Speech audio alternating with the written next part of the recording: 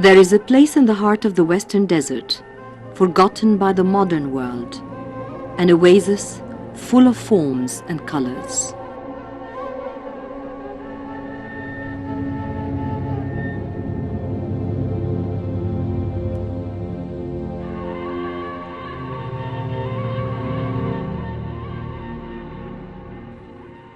Where its people live the same simple lives as their ancestors did, hundreds of years ago.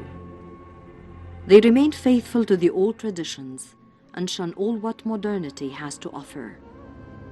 Lying southwest of the Qattara Depression, 306 kilometers from Marsa Matruh, 800 kilometers west of the Nile Valley, and 120 kilometers east of the Libyan border, and 17 meters below sea level, this is where you find Siwa.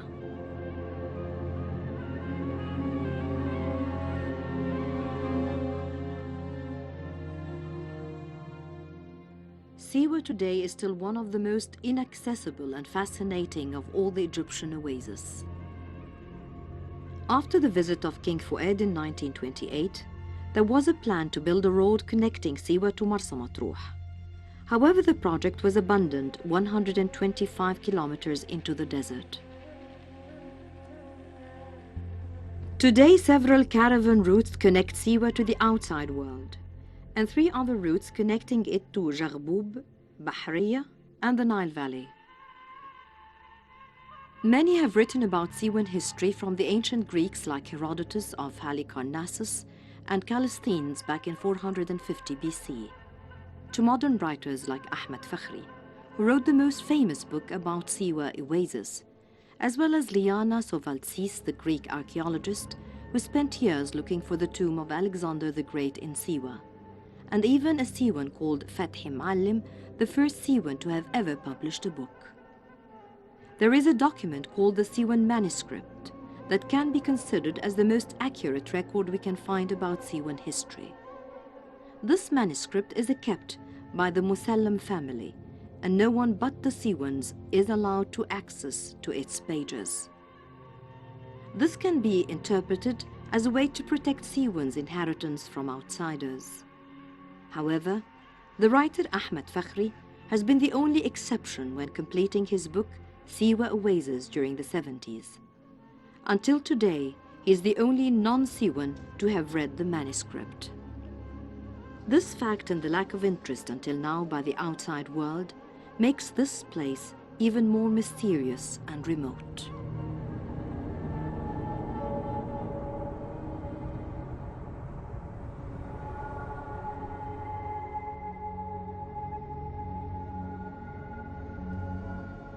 Siwa Oasis has little in common with the other Western oases. Its inhabitants, the Siwans, descend from the northwestern African Berbers from as early as 10,000 BC. Siwa remains today closer to this roots. The language, Siwi Amaziran, is a derived from the northwestern African dialects, and it has no connection whatsoever with the Arabic language they speak in the northeast part of Africa. Their folkloric dance remains pure and unique influence from the west side, as well as the clothing, costumes and traditions so far from the Arab ones. Even the decorations and tools are different from the other Egyptian oases. Siwa became part of Egypt in the 19th century. Until then, it came through almost 2,000 years of isolation. And in 1820, Muhammad Ali took Siwa back within the Egyptian border. Only in 1986 it was part of Marsa Matruh Governorate. However, the Siwans are still run by sheikhs and have a little participation with the Marsa Matruh Governorate. قبيلة أولاد موسى إحدى قبائل 3 اللي هم موجودين غرب سيوا، وتعتبر أكبر قبائل موجودة في الغرب. Siwa Oasis consists of 11 tribes divided into 4 areas, 4 in east, 3 in the west, a tribe in a village called al-Saghir, and 2 other in Bahiyya Din and Oghurmi. These tribes are so connected together with historical solidarity, and they solve all their problems in a peaceful manner. Awlad Musa tribe is one of the tribes in the west of Siwa Oasis and is considered the largest. Coming to the point of choosing a tribe sheikh or leader, 1,200 to 1,500 would vote for the best man with the best reputation. If the tribe failed to choose a sheikh, the voting would take place at the police station. Sometimes the leadership is inherited to children, if the sheikh was really loved by the people of the tribe. The main mission of Sheikh al-Qabila is to solve all the conflicts between the members of the tribe. In the past, most of the conflicts rose from the scarcity of water, since the number of wells were insufficient. At that time, people used to have scheduled timings to use the water. The types of conflicts between people tends to change, even the verdicts have changed throughout the years. It used to be by whipping, but now it's changed to be a fine to be paid depending on the losses the act has caused. After the sheikh is assigned, he has to choose a number of old wise men to assist him in his leadership mission. This council, which consists 10 to 20 men, is called Majlis al-Uqala, or the Wise Men Council.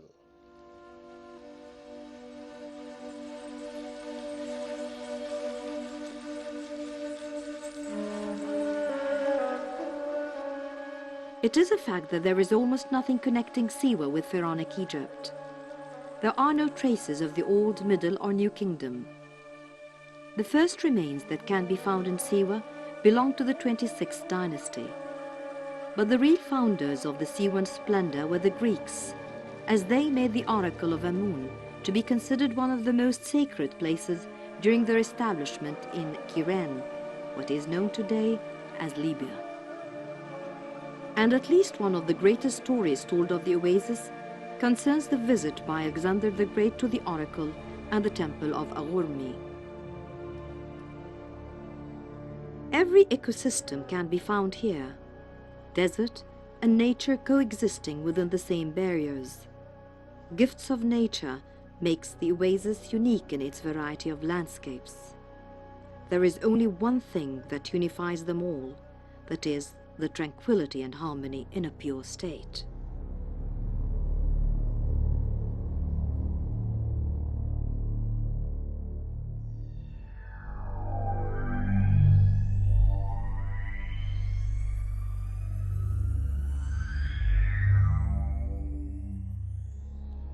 Desert like an ocean, sand dunes like waves, bordering the timeless monuments and the everlasting springs. The colors of Siwa disappear gradually once you get deeper into the sands. Archaeologists and geologists find in the desert the clues which explain its history. The Western Desert in particular was covered by the Mediterranean Sea some 50 million years ago. The entire region went through a folding phase during the Upper Cretaceous period, when the region went from flooded to farmland. Today we find the remains of this particular episode lying in the desert, the fossils of the clams and corals that one day lived among the waters. During the 19th century, some of the mysteries of the Western Desert were uncovered. In December 1873, Ismail Pasha, the Khedive of Egypt, sent the first scientific expedition to the Libyan desert, discovering the oasis known as the Island of the Blessed, in the Great Sand Sea, as they called it. The Sand Sea goes from Siwa to the Gulf Kabir, around 600 kilometers long and 250 kilometers wide. It forms an astonishing natural barrier between Libya and Egypt. In the desert, nothing but the wind lives and nothing but the sand moves. Nature is about balance. To give this balance, and in contrast with the dryness of the desert, there are enormous salt lakes that surrounded Siwa. Their salinity is so high that there is no life in them.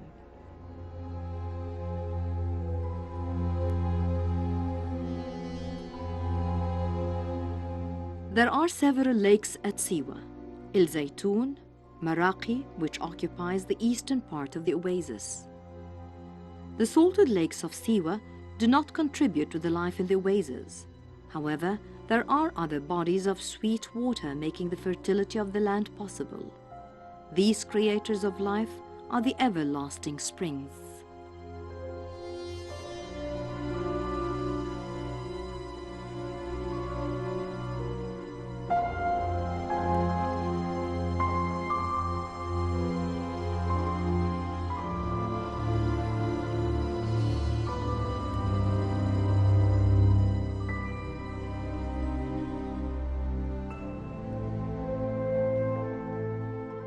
natural sources of water that come from the ground and bring life to a small part of the desert.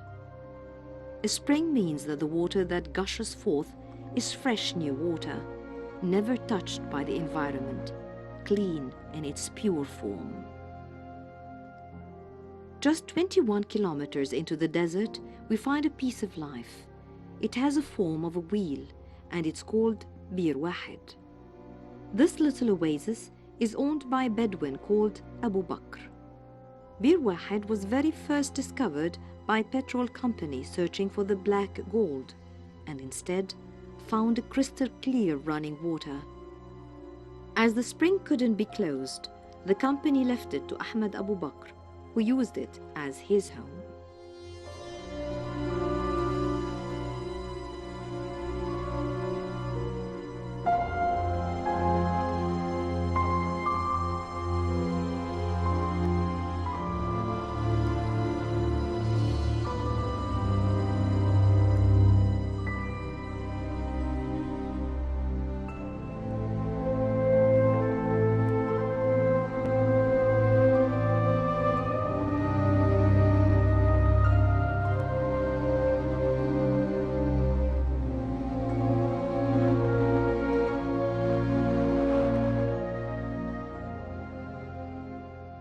المكان اللي احنا فيه دلوقتي اسمه بير واحد 15 كيلو جنوب سيوة في وسط بحر الرمال. This place has Wahid's well, or Bir Wahid, around 15 kilometers south of Siwa in the middle of the Great Sand Sea, lying between Egypt and Libya.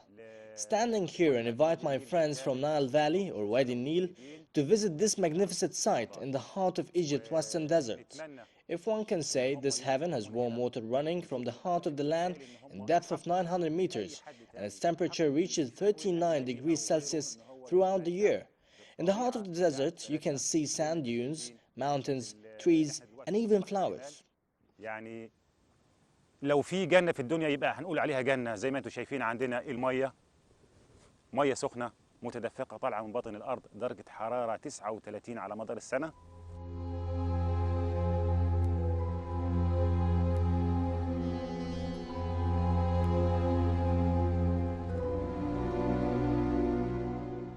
The 181 ancient springs that remain in Siwa belong to the Roman and Pharaonic period, and among them perhaps the most famous is the one called Cleopatra's Hammam.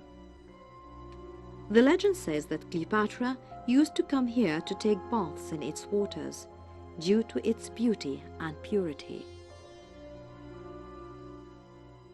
Located on the path that leads to the temple of Amun, the amazing stone pool of 20 meters of diameter is fed by natural spring water.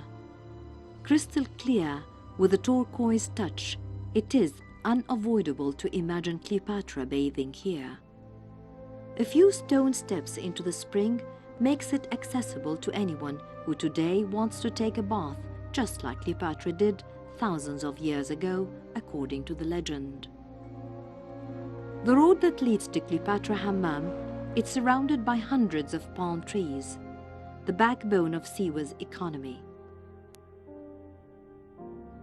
If we take the road back, leaving the spring behind, and across the palm trees, we will find the Temple, dedicated to the cult of Amun during the reign of King Nectanebo II, 360 to 343 BC.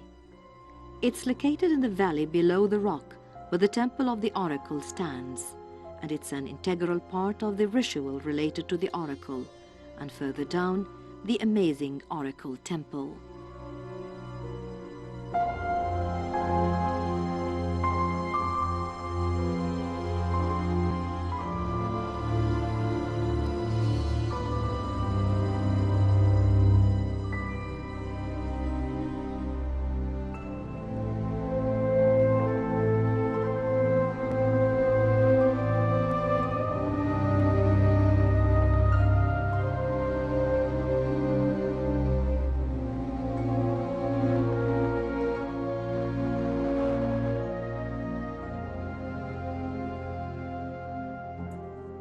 There is a record written by the Greek historian Herodotus of Halicarnassus, in which Siwa is mentioned as far back as 450 BC.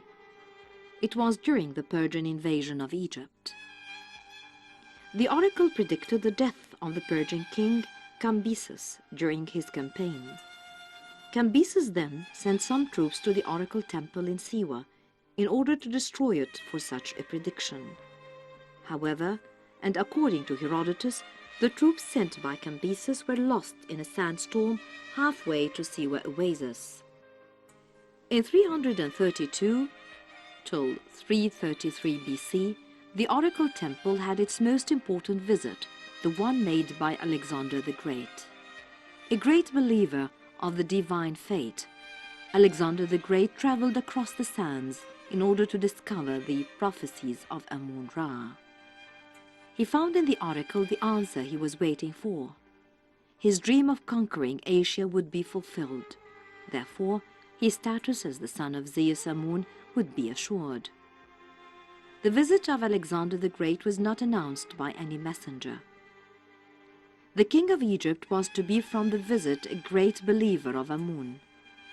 Until his death 8 years later, he sent frequent gifts to the priests in Siwa, showing his respect and adoration while he was conquering Asia. In Alexander's company was the Greek historian, a relative of Aristotle, Callisthenes. He describes Siwa and mentions two temples, the Amun temple and the other one situated on a rock. He called the Acropolis, known today as the Temple of Aurmi. The remains of the temple and the fallen houses built over the rock formed a small fortified town.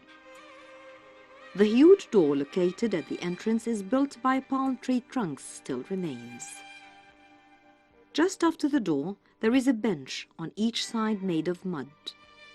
It is believed that these benches were used by the heads of the families in order to discuss issues sheltered from the Siwan heat. They call it Il Marbu'a. At the end of the corridor, which goes from their main entrance, we find the rest of the remains crowned by Al Ma'zana, from which we can enjoy an amazing view of the oasis.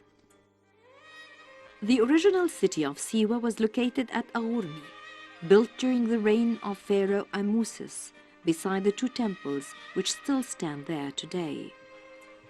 The Oracle Temple, 26th dynasty. The Amun built during the reign of Nectanebo II. Amun was the Siwan pharaonic god, and its people continued worshipping Egyptian gods until the arrival of Islam in the 7th century AD. The continuous nomad attacks that occurred during the Middle Ages made the Siwans change the location from the Aurmi hill to a more secure area. According to the Siwan manuscript, around 1203 AD, the Siwans moved to the current location. They called it Shali, which in Siwan means the town, rising from the bottom of the hill for a greater security, and around 2 kilometers away from Aurmi, the amazing remains of the fortress of Shali. Its full splendor during the beginning of the 13th century AD can be felt as you walk through the maze-like streets of this ancient town. Made of kashif, salted mud, which becomes like cement once it's dry. Narrow streets. The fortress was built around a strong wall. This wall had only one entrance at first.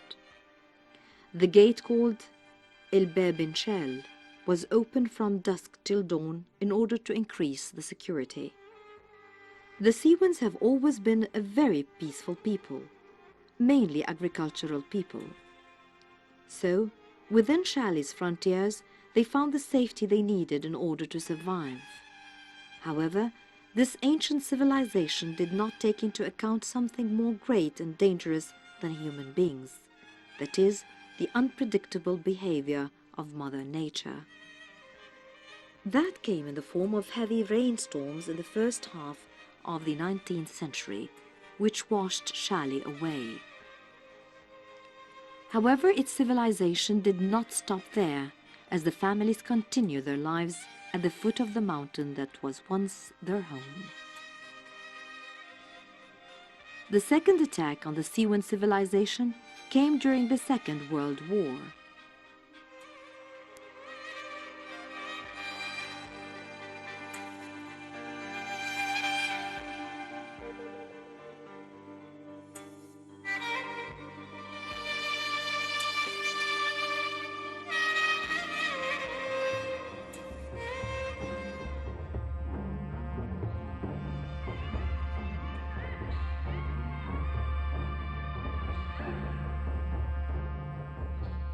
The breakout of the Second World War had major significance in Siwan history.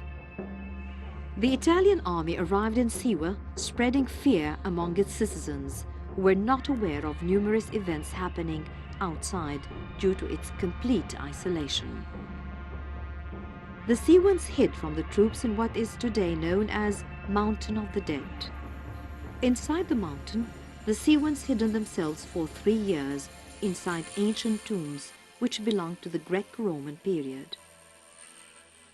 In caverns built on the ground and on the mountain itself, the Siwans survived among the remains of their ancestors to protect themselves against an outside war they did not understand.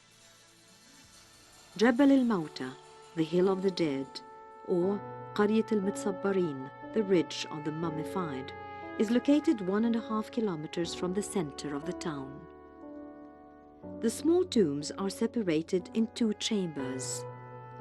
Although larger ones can be found at the foot of the hill, the excavations made since 1792 were not of archaeological purpose, but steal its ancient treasures. The Siwans used to come to the mountain, open the tombs and search for amulets which they would then sell to antiquity dealers in Alexandria. The older tombs date from the 26th dynasty and the Ptolemaic period. The mummies found in the chambers belong to the Roman period. The Siwans were not allowed to bury the dead for centuries, so they cut the walls of the chambers in order to place the mummies there without caring about the antique paintings covering those walls. The mummification process, as well as the coffins and amulets, is very similar to the one they used in the Nile Valley.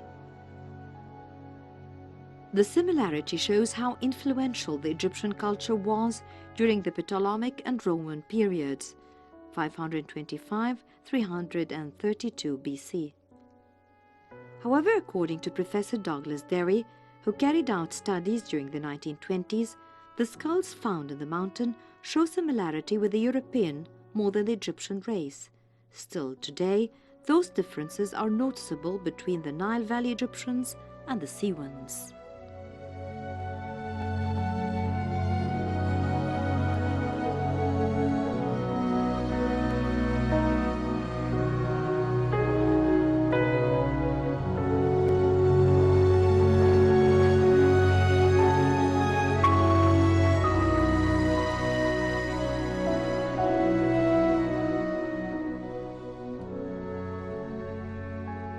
The tomb of Si-Amun is the most important and most beautiful of Jabal al-Mauta. Discovered in 1940 and marked by the unwise hands of the soldiers in Siwa, most of the paintings are damaged or have parts which had been torn apart. This tomb was among the others robbed during the Roman period. Therefore, just a few objects were found during its findings. Many of the mummies which were exposed in 1940 that remained in the tomb were poorly mummified. Even though many of the paintings had been destroyed over the years, they still preserve the touch of the ancient times. The rock in which they are painted together with the plaster and the colors used help to preserve most of its beauty. This fact helps us to believe that the painters were professionals brought from the Nile Valley. The owner of the tomb was a man called Si-Amun, represented with thick and short black hair and a beard and a light feature. We don't know which title he held or what importance he had, but one thing is clear. He had the economic means to arrange such an amazing burial. Perhaps a landowner or a merchant, we can just speculate about the position of Siamun, the man of Amun. His features and style have great similarities with the Greeks at that time. His son, which appeared several times in the paintings, is dressed as a Greek boy. This fact makes us believe that Siamun had a Greek origin.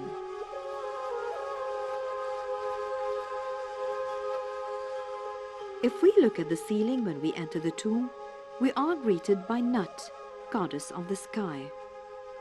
Represented with the hands above the head, pointing to the direction of the chamber. This amazing painting is rounded by stars, which signifies the sky. The face of the goddess was damaged when the tomb was opened. Light brown skin, and with a circle around her stomach, which symbolizes the sun, and with a symbol of earth under her feet. The ceiling is the best preserved part of the tomb. The bright colors still have life. Blues and yellows mark the background, which is carefully separated into three-part division. 5 horizontal lines engage the walls. The first painted in yellow, the second in blue. The one next to it is an accurate imitation of wood. Another part is decorated with stars, where the blue and yellow are predominant in the background.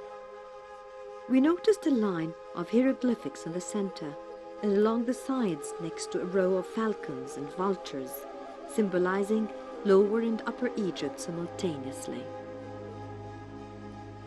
In the east part of the wall we find Mut, the goddess, in line with Amun-Ra, and Hathor, holding a falcon-headed deity which is believed to represent the god Dumatuf.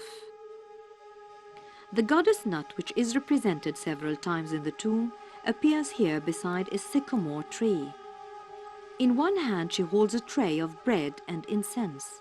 In the other she holds a vase which is pouring water into a pond.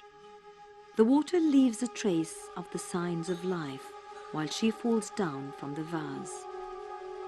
Siamun is portrayed with his elder son, who wears a leopard skin over his shoulders and sandals, unlike his father, who appears with barefoot and uncovered shoulders.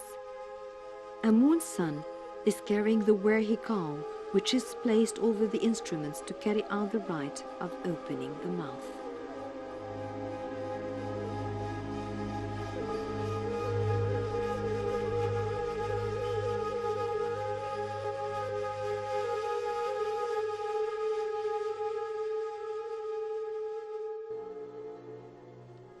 The same year when the tomb of Siamun was discovered, the so-called tomb of the crocodile was unveiled also.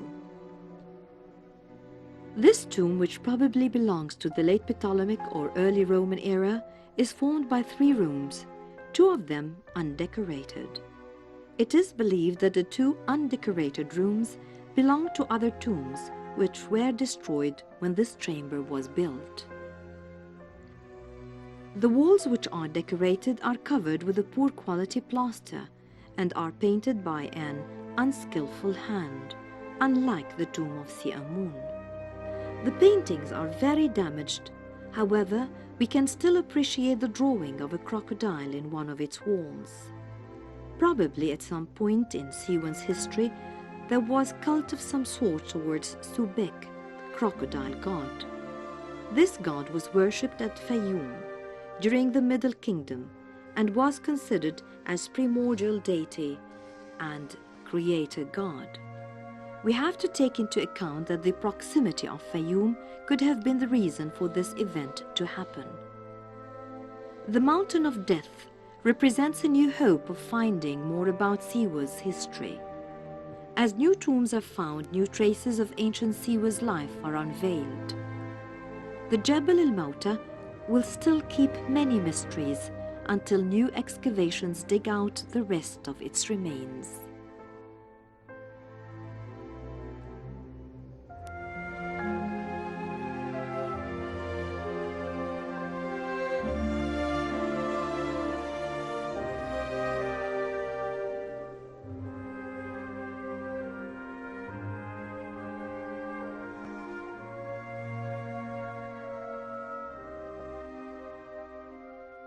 Siwa today shows a different picture. Still famous for its dates, over 300,000 palm trees, and olives, 70,000 olive trees, Siwa remains isolated. Even though Siwa is isolated, it remains definitely part of Egypt. According to the State Information Service, Prime Minister Atif Abeid is assessing the possibility of opening Siwa to the world and making it an international investment location. Its fertile land could be soon used by the world's leading oil exporters. However, if the plan goes ahead, Siwa's isolation towards the rest of the world would end, and with it, the charm that makes this oasis such a fascinating place. One of the few oases with no camels, due to a grey fly that prevents them from thriving, Siwa is unique in every aspect. It looks unavoidable, however, the fact that modernity and progress are gradually stepping into Siwan society. Today we see the cart cars mixed with modern 4x4. The technology's age doesn't escape anything, even an isolated oasis like Siwa. Its peoples are gradually learning Arabic in elementary schools in order to understand the tourists that come along and to compete in the market to improve its economy. Even though food is cultivated the same way as it was hundreds of years ago, and pottery is fired in the same ovens. The new generations that walk in school uniforms around Siwa's center of town are the ones who will have the choice of keeping its ancient way of life or joining the modern world.